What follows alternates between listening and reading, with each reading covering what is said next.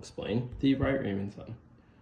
So as a disclaimer, I've recorded 3 parts to this long Riemann sum video, and it's currently hitting 13 minutes. So I'm going to try to speed things up a little bit. Like, we're not going to go through the full example for this one, but I will explain.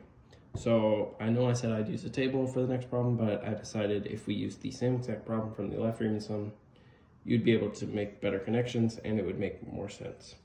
Okay, so for a right Riemann sum, as the definition says, or slimmed down version, it says right endpoint of rectangle to find height. I think the word use is missing, but you can fill that in your head.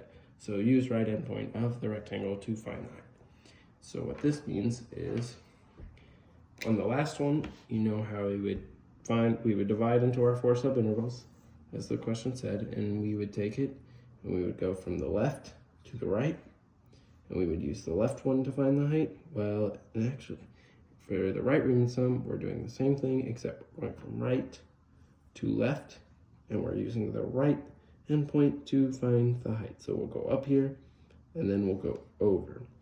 Now, I'm guessing you can already tell something's different. Instead of saying underline, we're now going over the line, which is the function. So this is a 1. Then to find the second one, just pick a random color. You would say, okay, this is the second subinterval.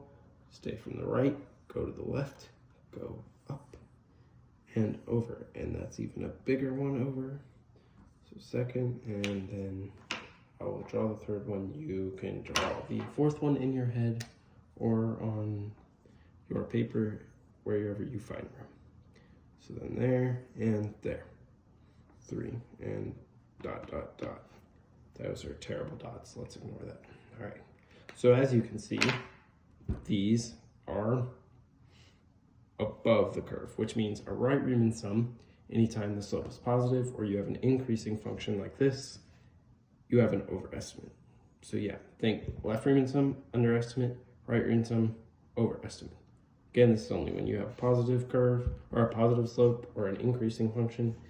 But then again, this is what you will mostly be asked if they give you a graph. And so when you find it, the value will end up being more than when you find the total of the left Riemann sum.